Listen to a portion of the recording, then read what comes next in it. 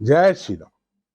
आज का विषय है कौन है राजा रघुवंशी के मर्डर का मुख्य मुजरिम, इसका एक ज्योतिषीय विश्लेषण।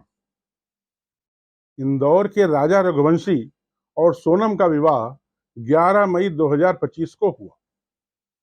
20 मई को पहले कश्मीर में हनीमून मनाने का तय हुआ, परंतु बाद में उन्होंने यह तय किया कि वे लोग शिलांग में हनीमून मनाने जाएंगे। वे इंदौर से गुवाहाटी होते हुए शिलांग पहुंचे।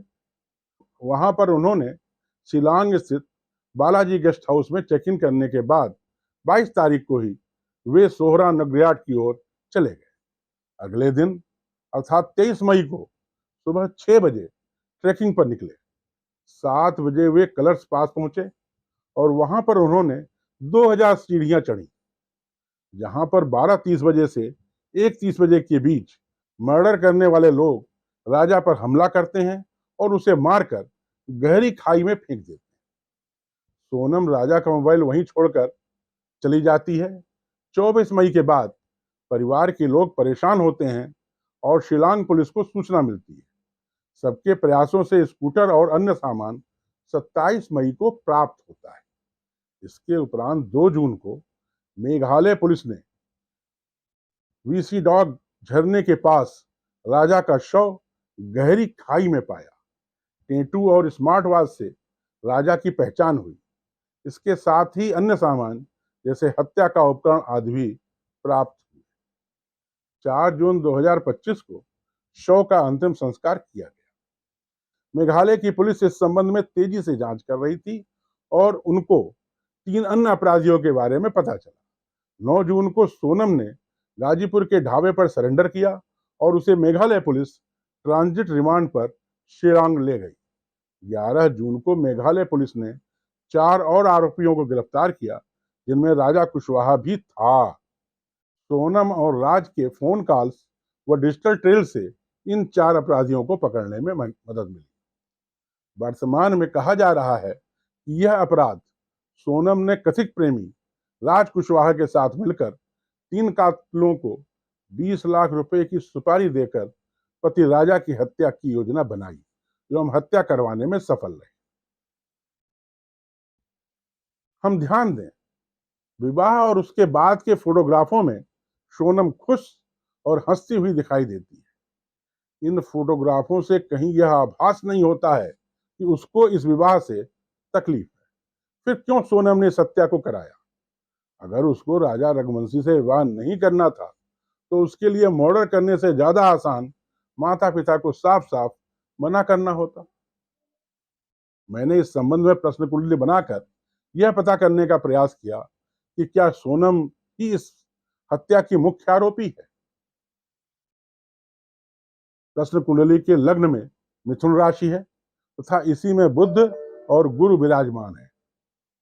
यह दोनों ग्रह स्पष्ट रूप से इस बात का संकेत देते हैं कि सोनम की मानसिक हालत बहुत अच्छी थी। लग्न में गुरु का बैठा होना किसी भी प्रकार के घृणित कार्यों से व्यक्ति को अलग करता है, परंतु गुरु शत्रु राशि में है, अतः उसकी क्षमता में काफी कमी आ गई है, जिसके कारण यह बात संभव है कि सोनम के दिमाग में गलत बातें आ जाएं।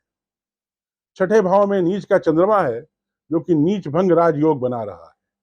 यहाँ पर एक प्रकार का शत्रुहंता योग बन रहा है, अर्थात विरोधी को सोनम आसानी से पराजित कर सकती है। सप्तम भाव जो पति का भाव होता है को गुरु मित्र दृष्टि से देख रहा है, अतः पति पर सोनम का गलत विचार नहीं होना चाहिए। इसी भाव पर केतु की दृष्टि भी है, जो कि पति के विरुद्ध सोनम के द्वारा गलत कार्य करने की तरफ प्रेरित करेगा। नवम भाव में राहु के कारण व्यक्ति को धर्म के विरुद्ध कार्य करने के लिए उत्साहित होता है। उपरोक्त विवेचना से स्पष्ट है कि सोनम ने स्वयं हत्या नहीं की है, परंतु हत्या में सहयोगी अवश्य रही है। इसी प्रकार हमने राज कुशवाहा के मुख्य आरोपी होने के संबंध में प्रश्न कुंडली बनाई।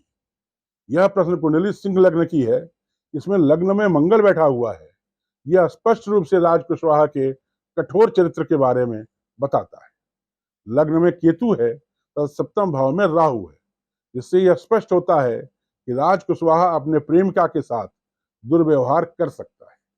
इसके अलावा इस पर गुरु की दृष्टि भी है, परंतु गुरु स्वयं कमजोर है तथा समभाव की दृष्टि है, अतः गुरु का कोई विशेष असर होना संभव नहीं है। इसके नवांश कुंडली में लग्न में शनि है, सप्तम भाव खाली है। इसके अतिरिक्त तीसरे भाव में मजबूत गुरु है जो इसको पराक्रमी बनाता है, अर्थात यह कोई भी कार्य आसानी से कर सकता है। गुरु की सीधी दृष्टि सप्तम भाव पर है जो यह स्पष्ट करती है कि वह अपनी प्रेमिका से काफी प्यार करता है। शनि की सप्तम भाव पर दृष्टि के कारण यह संभव है कि राज कुशवाहा अपनी प्रेमिका को परेशान करने के लिए कोई भी कार्य कर सकता है, अर्थात ब्लैकमेलिंग भी कर सकता है। उपरोक्त विवरण से यह स्पष्ट है कि इस प्रकरण में मुख्य आरोपी राज कुशवाहा को होना चाहिए। इस प्रकरण में मुख्य आरोपी राज कुशवाहा को होना चाहिए। सोनम राज कुशवाहा की एक मददगार है। जय मां शारदा।